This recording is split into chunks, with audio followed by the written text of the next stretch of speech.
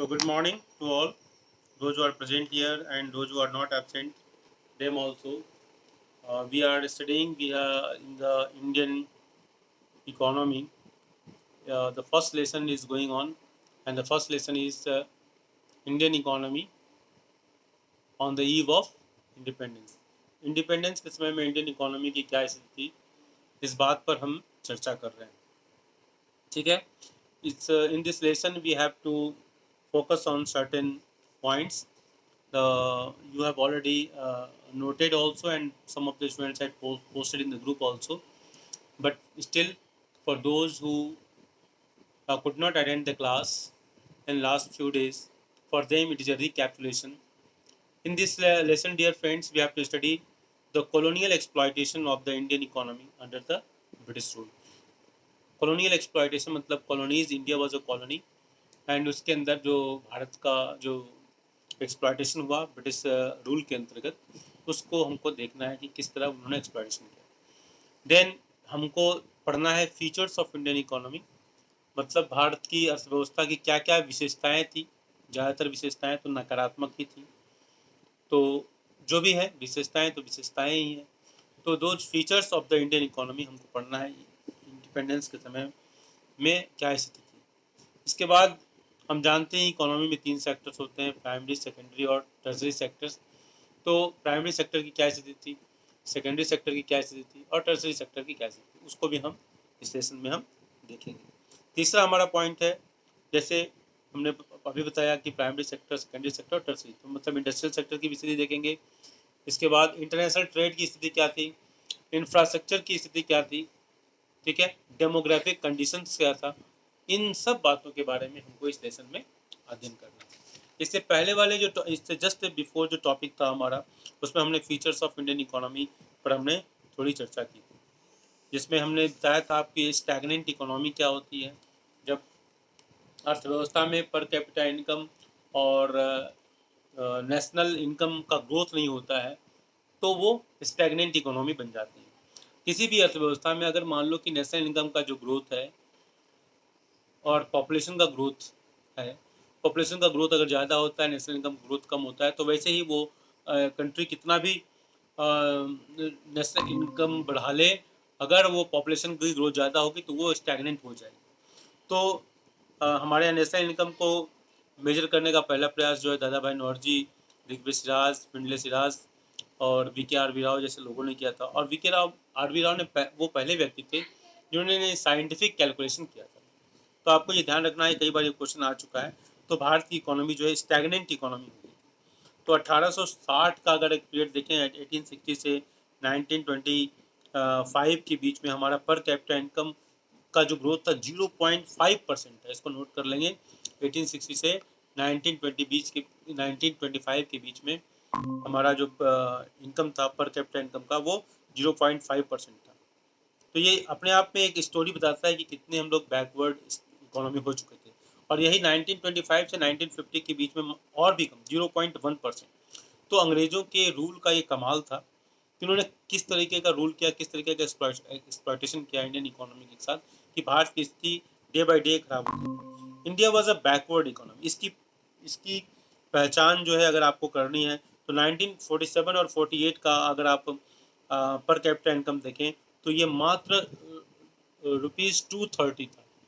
230 रुपये per capita income था 1947 और 48 के समय. That is on the eve of independence हुआ. पॉइंट. इसी तरह एग्रीकल्चर बैकवर्डनेस में एग्रीकल्चर का ही योगदान था, क्योंकि उसमें एग्रीकल्चर ही थोड़ा स्थिति में था कि जो प्रोडक्शन होता था वो भी जीडीपी में 50% ही था मात्र. तो एकमात्र सेक्टर था एग्रीकल्चर, उसका भी जो कंट्रीब्यूशन था वो 50% था. मतलब half of the capacity the things are going on. इस तरह इंडस्ट्रियल बैकवर्डनेस, कोई भी कैपिटल गुड्स नहीं था जिससे कि हम दूसरे इंडस्ट्रीज को सपोर्ट कर सकें, ठीक है, और कोई इन्वेस्टमेंट उस सेक्टर में नहीं था, कोई इंफ्रास्ट्रक्चर उसके लिए नहीं थे. तो इंडस्ट्रियल सेक्टर की भी हालत बहुत ही खराब. इसके बाद पॉवर्टी को मैंने बताया था, आपने किसी बच्चे ने पूछा था कि रैम्पेंट पॉवर्टी का मतलब क्या हुआ. Poverty everywhere, whether it is the rural, whether is the urban, ठीक है, कहीं भी देखा जाए तो पॉवर्टी हर जगह मौजूद थी. इसके बाद इंफ्रास्ट्रक्चर की बात करें तो इंफ्रास्ट्रक्चर को अंग्रेज़ों ने तो they came here for exploitation purpose, so they never developed the anything. क्या आ गया बीच में भाई?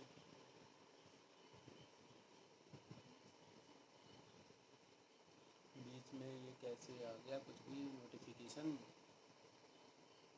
एक मिनट होल्ड ऑन बेटा, मेरी स्क्रीन रिकॉर्डिंग। ओके, तो चलिए मैं एक बार इसको स्टॉप करता हूँ। कितने बच्चे ज्वाइन कर लिए बेटा आप लोग? How many student has join so far? बोलो बेटा, बाकी बच्चे? अभी तो मैं फ्लैश बैक में ही चल रहा हूँ, इसीलिए कि सबको ज्वाइन करने का मौका मिल जाए। एक बार हम थोड़ा सा ब्रेक ले रहे हैं बेटा, 1 मिनट का, और आप जल्दी से बाकी बच्चों को एक बार मैसेज कर दो बेटा। Okay, so now we are going to start this agriculture on the eve of independence. तो इंडिपेंडेंस के समय में एग्रीकल्चर की स्थिति क्या थी? ठीक है, because agriculture was the backbone of Indian economy. Still it is a Indian economy depends on agriculture, but after independence slowly that dependency has come down. But at the time of independence this was Indian economy was more dependent on agriculture, and since agriculture was the main source of livelihood, तो हम ये देखने का प्रयास करेंगे कि agriculture sector की स्थिति क्या थी, कि how agriculture sector was treated during the British period.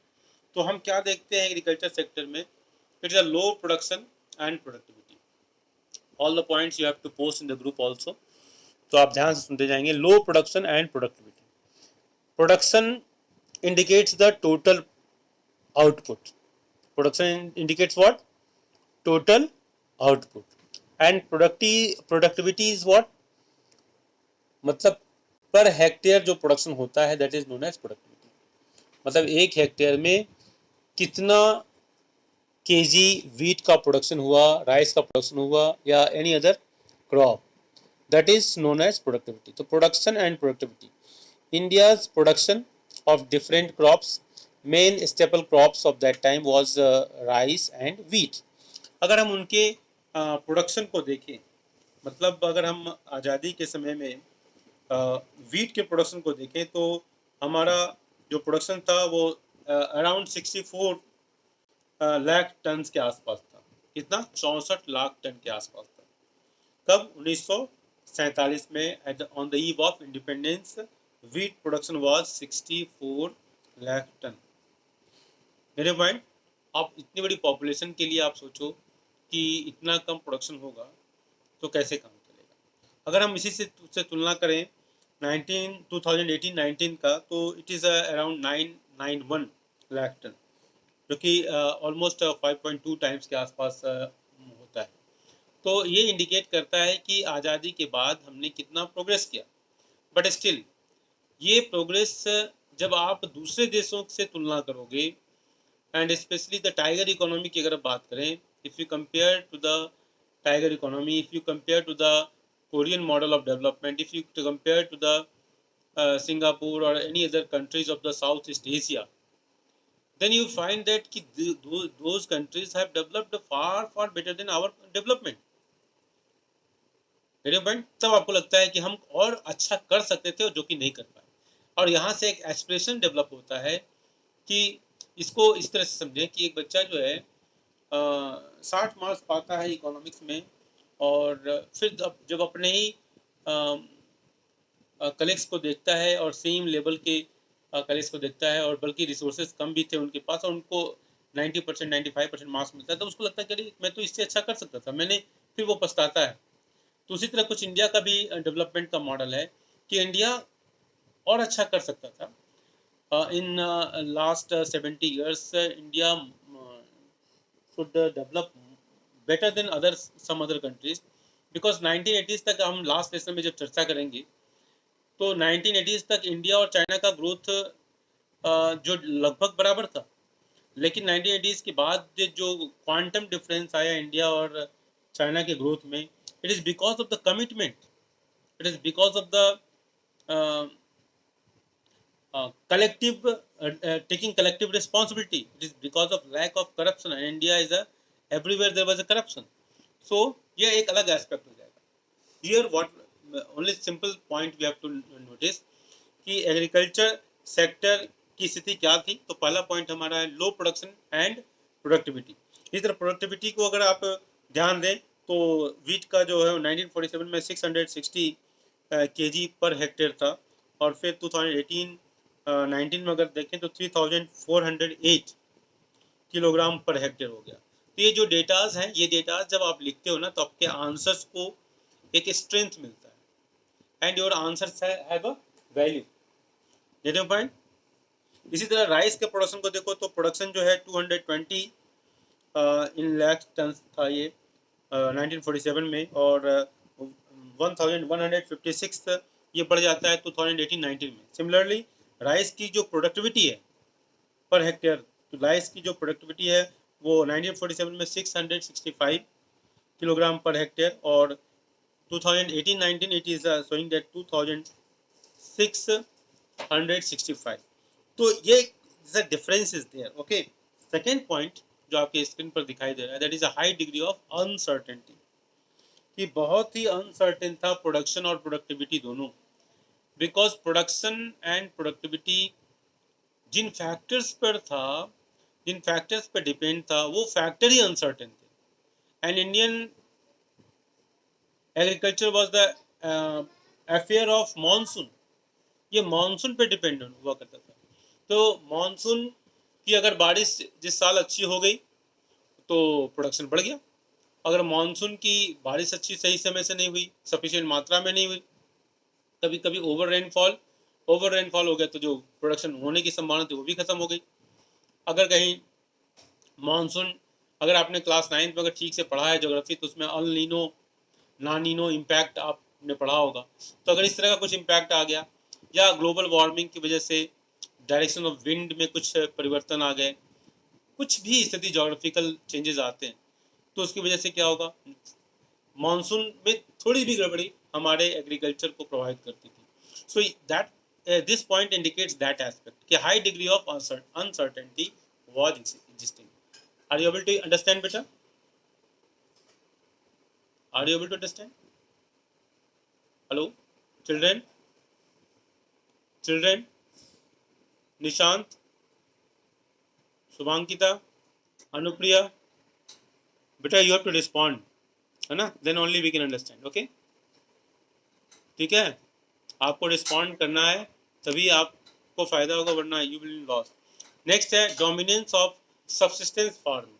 अब सबसिस्टेंस फार्मिंग का मतलब क्या होता है कि subsistence farming the farming which is practised for one self, मतलब अपने सर्वाइवल के लिए जो फार्मिंग की जाती है, that is considered as a subsistence farming. मतलब अपने, हम और हमारा परिवार, उसके भोजन की ज़रूरतें पूरी हो जाएं, that kind of farming is known as subsistence farming. और भारत में सबसिस्टेंस फार्मिंग प्रिवलेंट थी. इट वाज प्रिवलेंट बिकॉज अंग्रेजों ने इतना एक्सप्लॉइट किया था एग्रीकल्चर सेक्टर को. जमींदारी सिस्टम के आ जाने से लैंड पर जो राइट्स होता था टीलर्स का, किसानों का, वो जाता रहा. अंग्रेजों की व्यवस्था totally it was depend on exploitation and for their own benefit. They never bothered for the Indians and Indians needs. You know point? जैसे हम आज की व्यवस्था में भी देखें तो आज के जो नेता हैं वो कहीं ना कहीं अंग्रेजों के ही रोल मॉडल के ही मिनिएचर मॉडल कहे जा सकते हैं. चलो ये हमारा विषय नहीं है. नेक्स्ट हमारा पॉइंट है कि Gulf between owners of the soil and tillers of the soil. Gulf means difference, अंतर. ठीक है. Owners of the soil मतलब जमीन के मालिक और उनके बीच में जो दरार थी वो. Are get your point? तो मतलब they are never ready to share the responsibility, owners, because अंग्रेजों की व्यवस्था में, जमींदारी सिस्टम में, जमींदार्स वर मेड, जिसकी चर्चा हम पहले कर चुके हैं, zamindars were made the owners of the land or soil. Getting point? And the farmers, they are forced to till on the soil. उस जमीन पर वो खेती करने के लिए, मतलब just like a laborer, they are no more farmers. ठीक है? तो जमींदार, they were always interested to maximize their revenue. They never bothered for the needs of the or problems of the tillers of the soil. तो ये जो difference है वो बढ़ता गया, जिसकी वजह से वो उतना ही प्रोडक्शन करते थे कि जितना उनसे काम चल जाए। जब अपनी ज़मीन होती है, अपना जैसे मकान होता है, तो उसमें हम डेकोरेशन अपने हिसाब से करते हैं कोई चीज़, लेकिन जब रेंटेड हाउस में तो सोचते हैं ना कि कैसे उतना ही मिनिमम सामान रखें जिससे कि हम ट्रांसफ़र हो या कहीं और छोड़ना पड़े तो हमको मिनिमम परेशानी हो। पॉइंट। तो ये चीज़ एग्रीकल्चर में भी लागू होती है कि जब अंग्रेज़ों की व्यवस्था वो जो छोड़ के गए, उस समय उन्होंने इस व्यवस्था को इतना ख़राब कर दिया, इतना बर्बाद कर दिया कि अपने ही लोग अपनों के दुश्मन बन गए। तो ज़मींदार जो कि भारतीय थे और किसान वो भी भारतीय थे। अंग्रेज़ों ने व्यवस्था ऐसी बनाई थी, फ्यूडलिस्टिक सोसाइटी बना दी, जिसमें zamindar they are forced to collect the high amount of revenue from the farmers because they have to deposit to the Britishers. तो एक पूरा का पूरा समाज का जो ताना बाना वो खराब हो गया और दूरियां बढ़ती गई, और जिसकी वजह से वो केवल सब्सिस्टेंस लेवल ऑफ प्रोडक्शन और प्रोडक्टिविटी होता रहा। नेक्स्ट पॉइंट है हमारा small and fragmented holding. Production और प्रोडक्टिविटी को के बढ़ाने में लैंड होल्डिंग का भी एक अपना योगदान होता है। There is a contribution of land holdings. अगर लैंड मान लो फ्रेगमेंटेड है, मतलब one piece of land is at Delhi and other piece of Bangalore, मतलब कहने का एग्जांपल मैं समझा रहा हूँ कि बहुत दूर दूर तक अगर है या बहुत छोटे छोटे लैंड है ना, तो वैसे में किसान की एनर्जी वेस्ट होती है, किसान के रिसोर्स वेस्ट होते हैं और किसान का इंटरेस्ट भी जाता रहता है। तो ये उस समय की स्थिति थी कि लैंड होल्डिंग जो है बहुत ही छोटी थी, जिसकी वजह से उनका कॉस्ट, प्रोडक्शन कॉस्ट भी बढ़ जाता था। Gate your point. और उत्पादन, उसकी सेफ्टी, सिक्योरिटी, ट्रांसपोर्टेशन में तमाम तरह की समस्याएं आती। तो ये एक बहुत बड़ा डिमेरिट देखने को मिला which was the result of British rule, क्योंकि वो ज़मीन को हड़पने के लिए, ज़मीन को लेने के लिए ज़मींदार से मिलकर इस तरह की स्थिति बनाते थे कि आपकी ज़मीन ले लेगी, आपके फर्टाइल लैंड को ले लिया, फिर अच्छा चलो मैं तुमको देता हूँ ज़मीन, लेकिन वो कहीं दूसरे जगह दे देगा। तो इस तरह का सब ड्रामा उनके समय में होता रहा।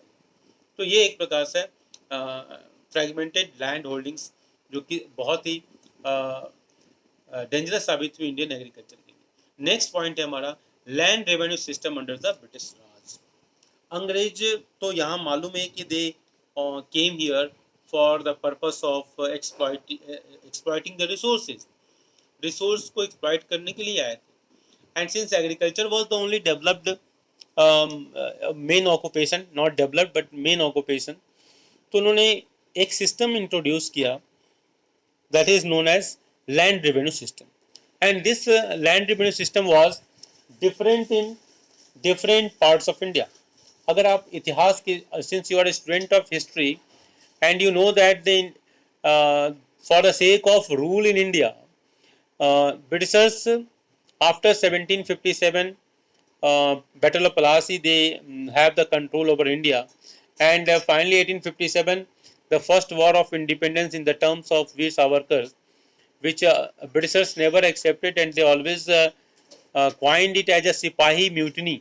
सिपाही म्यूटनी वो लिखते थे, सिपाही बोल नहीं पाते थे तो सिपाही म्यूटनी लिखते थे। तो सिपाही म्यूटनी मतलब सिपाहियों का विद्रोह 1857 में। और 1857 after 1857 there is a change in the rule and East India Company it pass to the British crown, British parliament का उस पर अधिकार हो गया, and the viceroy was appointed and governor general and viceroy were the same person, but the they were representing to the different persons. One is working as an agent, then he is known as viceroy। तो मैं history में जा रहा हूँ, okay leave it. तो हमारे यहाँ जो लैंड रेवेन्यू सिस्टम था अंडर द ब्रिटिश राज, वो तीन तरह के लैंड रेवेन्यू सिस्टम थे, एंड वो भारत में जो रूल अंग्रेजों ने व्यवस्था बनाई कि भारत को जो 3 भागों में डिवाइड कर दिया, वो प्रेसिडेंसी स्टेट्स कहलाए और प्रिंसली स्टेट। तो प्रिंसली स्टेट तो जानते हो राजाओं के द्वारा, जो इंडिपेंडेंट जो राजा थे वो भी ब्रिटिश राज के लिए एजेंट का ही काम करते थे, वहाँ से भी उनको रिसोर्सेज मिलते थे, ठीक है। उनको मिलाकर वो एक टेक्निक थी उनकी कि कैसे डिवाइड एंड रूल किया जाए। तो वो प्रिंसली स्टेट की हम अभी बात नहीं कर रहे हैं। हम जो लैंड रेवेन्यू सिस्टम था वो जो हमारे प्रेसिडेंसी स्टेट्स थे, जो हमने पढ़ा है, बंगाल प्रेसिडेंसी, मद्रास प्रेसिडेंसी और बॉम्बे प्रेसिडेंसी, ये 3 भागों में इसको क्लासिफाई किया गया था। तो मद्रास जो हमारा बंगाल प्रेसिडेंसी था, जिसमें आपका आज का अगर हम बोलें तो बंगाल जो है ममता दीदी वाला बंगाल, खेला होबे वाला बंगाल, ठीक है। इसके बाद हमारा नीतीश कुमार वाला बिहार, इसके अलावा आपका उड़ीसा, बीजू पटनायक के बेटे नवीन पटनायक वाला उड़ीसा, ठीक है। और बाबा आदित्यनाथ वाला यूपी का ईस्टर्न पार्ट। तो आदित्यनाथ, ये जब जितने पार्ट थे ये हमारे जमींदारी सिस्टम, जिसको हम परमानेंट सेटलमेंट के नाम से जानते हैं, वो उसके अंतर्गत आते थे। तो वहाँ पर एक लैंड रेवेन्यू सिस्टम हुआ जहाँ पर land revenue was fix for a longer period of time. इसके बाद उन्होंने मद्रास प्रेसिडेंसी में उन्होंने इम्प्लीमेंट किया रैयतवाड़ी सिस्टम।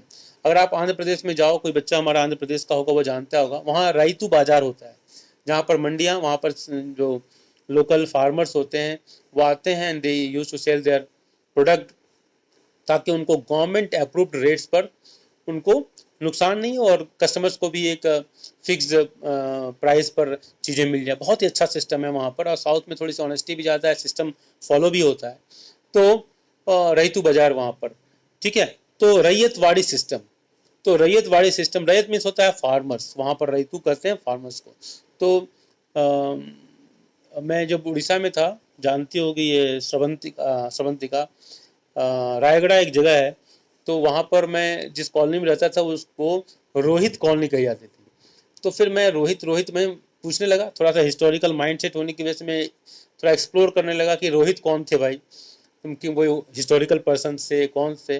तो मैं पता करते करते पता लगा कि रोहित नहीं है, ये नाम बदल बदल के रोहित हो गया है, ये एक्चुअली है रायतू, रायतू से बदल बदल के रोहित हो गया। तो रायतू, तो फिर मुझे लगा ओ ये, तो फिर मैं अपने हिस्ट्री को जोड़ लिया वहाँ से रायतू। तो मैं लगा कि रायतू में तो उन्होंने बताया कि फार्मर्स, तो फिर मैं एक हिस्ट्री का एक अलग अध्याय शुरू हो गया, क्योंकि किताबों में भी ये नहीं लिखा लिखा होता है बहुत सारी चीज़ें। तो वो फार्मर्स, तो रायतू बाजार वहाँ से मेरे दिमाग में परमानेंट बैठ गया। तो ryotwari system was in Madras presidency, ठीक है, जहाँ पर ग्रुप ऑफ फार्मर्स वो तैयार होते थे, और वो लैंड जो लैंड लॉर्ड होते थे ब्रिटिशर्स को, वो टैक्स देते थे। वो माइंड, ब्रिटिशर्स को एक टैक्स, क्योंकि एक इंडिविजुअल फार्मर्स नहीं दे पाता, और ब्रिटिशर्स को क्या चाहिए था कि they want any cost, they want a fixed amount of revenue. तो अब एक फार्मर नहीं दे पाता, तो उन्होंने कहा ठीक है, तो if you are not able to give, आप कलेक्टिवली टैक्स जमा करो और उसमें आप हमको पे करो। तो फार्मर्स को लगा ठीक है भाई, हम लोग मिलजुल के, कभी किसी की स्थिति खराब हो, किसी की स्थिति खराब हो गई।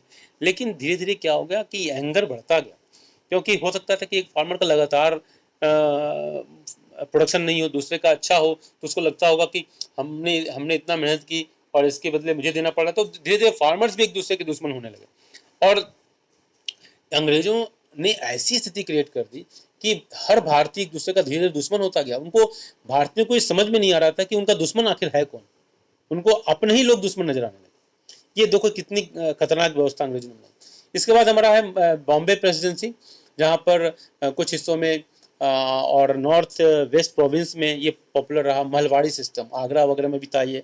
तो अलग अलग जगह, बिल्कुल हम प्रेसिडेंसी के आधार पर ही नहीं इसको कर सकते, मतलब थोड़ा सा इसमें डेविएशंस भी है, मतलब फार्मर्स को ये ऑप्शन था कि आप कौन से सिस्टम को थोड़ा फॉलो करें, लेकिन बाई एंड लार्ज हमने जो जो डिवीजन बताया वो इसी तरह के डिवीजन थे। तो land revenue system under the British Raj was prevalent and it was a complete exploitation of the farmers. I hope that is clear here. समझ में आई मेरी बात? बोलो, समझ में आ रही बात? ओके, चलो।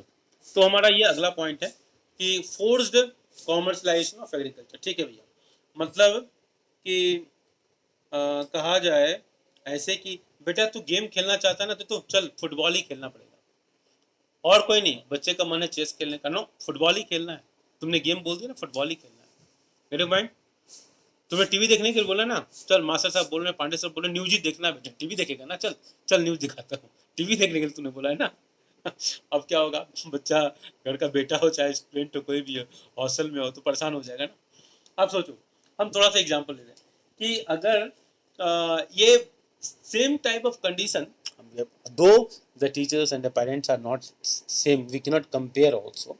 हाँ, एक छोटा सा एग्जांपल आपको जस्ट समझाने के लिए।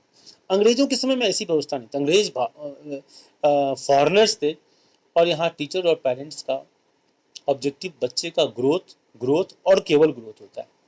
ठीक है, इसका कोई अदर ऑब्जेक्टिव नहीं होता। उनकी मार में भी प्यार होता है, उनकी डांट में भी प्यार होता है, और उनके हर चीज़ में ही प्यार होता है, उनके हर चीज़ में ही बच्चे का भला होता है। लेकिन बच्चे समझते कहाँ, है ना। टीचर बोलता है कि बेटा अपलोड कर देना, तो अपलोड अभी तक नहीं हुआ। कल मैं बहुत सारे बच्चों का मैंने नोट लिखा, नो सबमिशन नो सबमिशन, बहुत सारा वर्क पेंडिंग है। अब ये जो कंडीशन है, that is a very pathetic condition. बेटा अगर अभी तो आप लोग 12th F में थोड़ा सा इंप्रूवमेंट में देख रहा हूँ कि आपने जो क्लास में पॉइंट्स लिखने थे वो आपने क्लास में सेंड करना शुरू किया, this is a good sign.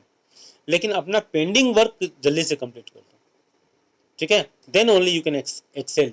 ठीक है, तो हमारा अगला पॉइंट है, देख लीजिए, ज़्यादा पॉइंट इस पर टाइम वेस्ट नहीं करूँगा। फोर्स्ड कॉमर्शलाइजेशन ऑफ एग्रीकल्चर, मतलब एक कॉमर्शलाइजेशन होता है out of desire. Yes, this is my piece of land and I don't want to grow wheat. I want to grow peas. I want to grow cucumber. I want to grow parval. I want to grow some other crops, commercial crops, which can give more money. I want to grow cotton. I want to grow sugarcane. I want to grow indigo, or I want to grow means any um, you can say rubber type of, मैं जो बोलना चाहता हूँ बार बार दिमाग में नहीं आ रहा। Okay, तो any type of crop. Okay okay, so हम कोई भी क्रॉप हम ग्रो करना चाहते हैं, वो हमारी डिजायर होगी ना। बोलो बोलो भाई, ये हमारी डिजायर होनी चाहिए ना, हम क्या ग्रो करना चाहते हैं। अगर आप फार्मर होते तो आप क्या चाहते कि हम वही ग्रो करें जो हम चाहते। Are getting point? बोलो भाई, हेलो। हाँ, तो अंग्रेजों ने क्या किया कि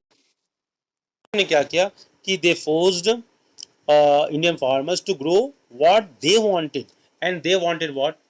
They wanted what? They wanted the crops which they are requiring at Europe. वहां पर देखो उन्होंने फोर्स किया कि आप इंडिगो कल्टीवेशन करो। अब Indigo is not a, it is a cash crop, it is not a crop which is very much desired. Gate your point? वो गेट योर पॉइंट? समझ में आ रही मेरी बात? समझ में आ रही मेरी बात?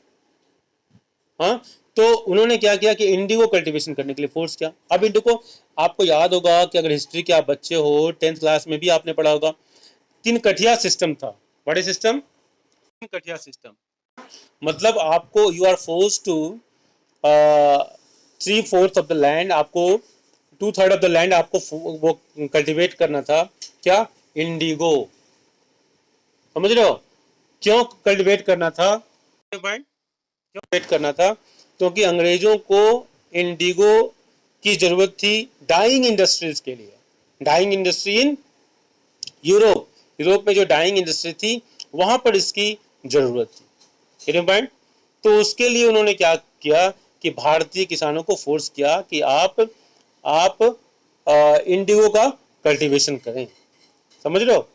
अब इसमें कल्टीवेशन में क्या हुआ कि शुरू में उन्होंने ऑफर दिया कि आपको इसके प्राइस अच्छे मिलेंगे, व्हीट और राइस में उतने फायदे नहीं होते हैं आपको। तो किसान भाई देखो, everybody wants to have a profit, तो उन्होंने कहा कि चलो भाई प्रॉफिट के मिलेगा तो हम करते हैं।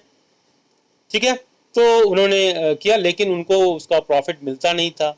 और दूसरी बात क्या हुआ, इसका परिणाम क्या हुआ कि एग्रीकल्चर का जो जो ग्रोथ होता है हमारा, वो रुक गया। फूड क्रॉप्स जो होता है ना, वो दैट इज हमारे सर्वाइवल के लिए तो फूड क्रॉप्स ही ना, कि इंडिगो खा के रहोगे या टी पी के रहोगे या जूट खा के रहोगे, नहीं ना। तो हमको तो वीट, राइस ऐसे क्रॉप्स की जरूरत होती थी।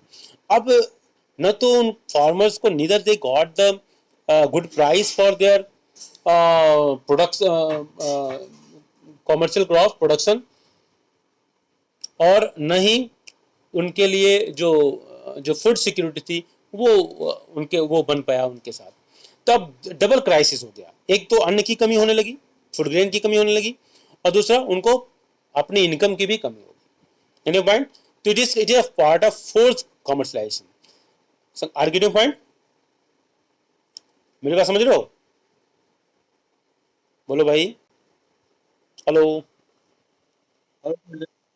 हाँ, क्या? हाँ, फोर्स्ड कॉमर्शलाइजेशन का मैं क्या कर रहा हूँ कि फोर्स्ड कॉमर्शलाइजेशन का मतलब हुआ कि Indian farmers they were asked to grow पर्टि अपना माइक ऑफ कर ले बेटा कि हेलो चिल्ड्रन, किसी का माइक ऑन है। ठीक है।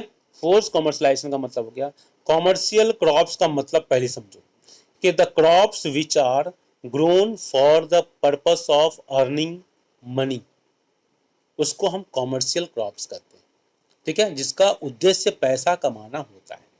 अब देखो, कॉमर्शियल क्रॉप से दो तरीके से पैसा कमाया सकता है। एक तो exclusively the crop is for commercial.